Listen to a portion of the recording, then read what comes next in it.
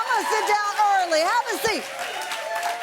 Welcome to the show. So this is one of the shows, I know, have us settle in because we're here for the hour. Let me tell you, because here's the deal. About 63 days until the end of the year. That number alone, I'm sure makes you feel like, where did it go? Oh boy, I got all these things I gotta do before the end of the year.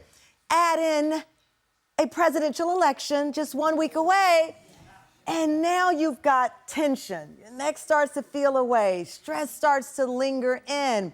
Maybe somebody calls in and check in on you, or maybe you're checking in on someone. By the numbers, a Gallup study found that nearly 4 in 10 adults around the world experience significant anxiety or depression, or someone close to you, friend or family member, experiencing that. Everyone from the New York Times, Politico, to the Atlantic, to us, we're talking about anxiety.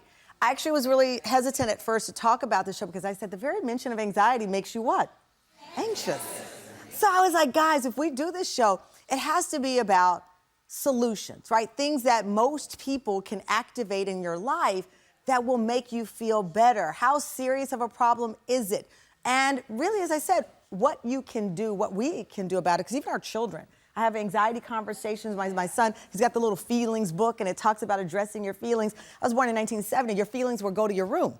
But we know that wasn't the right way, right? We deal with things now, and thankfully we're able to do that. So this does fall under our candid conversation all hour long. We're going to be stepping into the box of anxiety, but hopefully stepping out of it with a little more knowledge, because knowledge is power, right?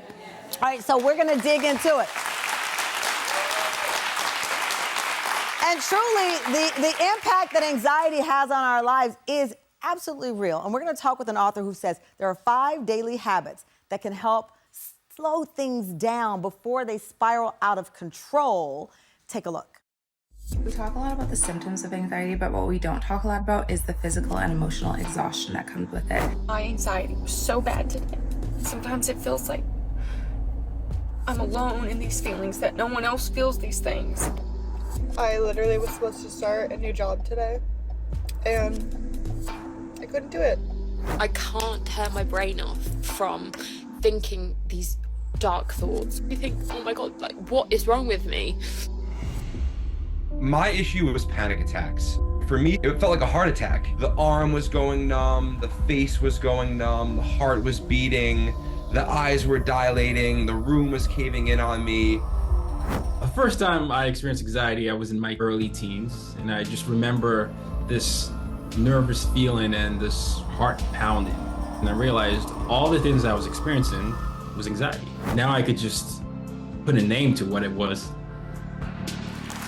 Our first guest, Nicole Cain, is a naturopath psychology expert, the author of the new book. It's called Panic Proof, the new holistic solution to end your anxiety forever. In it, she categorizes anxiety into her 9 types and provides habits that we can put into practice today that can help manage anxiety. Please welcome Nicole to our show. All right.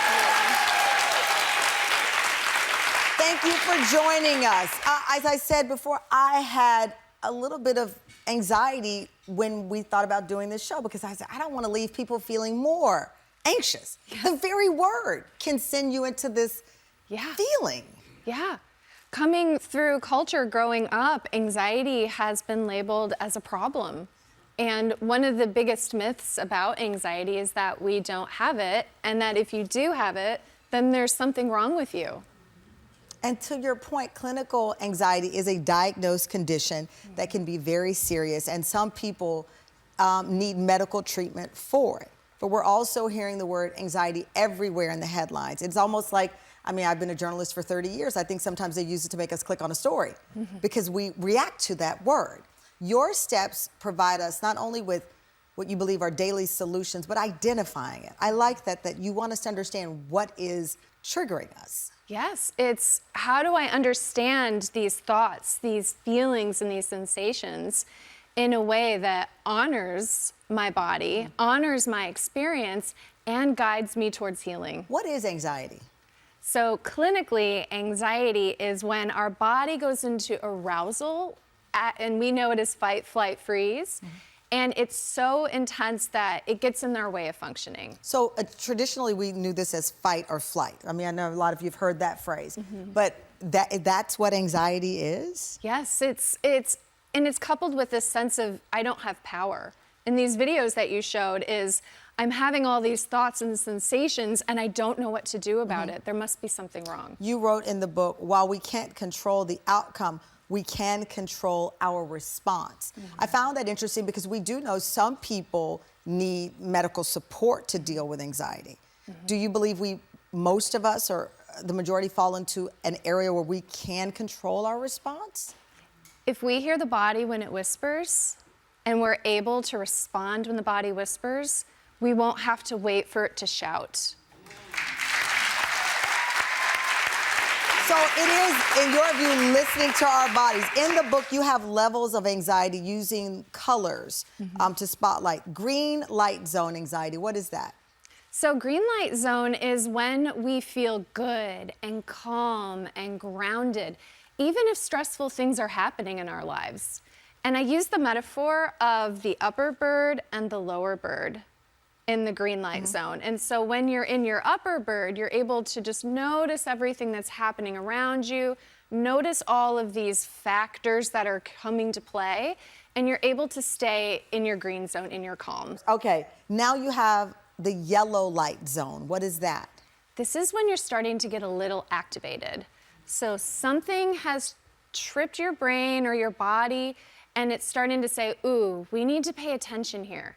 Some people notice that with a feeling of knowing in their gut. Is that butterflies? Butterflies in their stomach, or like, ooh, my heart's beating a little faster.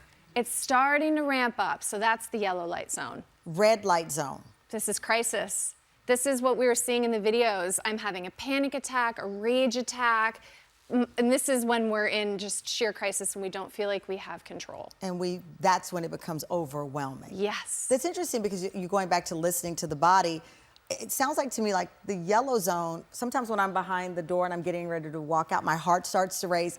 Yeah. Or I've interviewed people and I can see their body start to react to what they think is the question coming their way. Yes. And I know that they are feeling it. Their body is reacting, anticipating. So they're no longer looking from the upper bird zone, you're in it. In it. You're in your lower bird, you're in it. And those same feelings that we associate with anxiety are what helps you get really geared up and excited and pumped up. Because I actually do get fuel, and I think many of us, when you're about to face a challenge or when you're in it, that it can be a boost as much as it can also work on the other side. In the book, you have 9 different anxiety types. Let's start with gut. This is so valuable to create more conversation about our anxiety. And so it's important to mention these aren't clinical diagnoses, but they're ways to talk about it. And so if you get butterflies in your stomach, or some people get gas, bloating, diarrhea, gut anxiety. Oh. Right?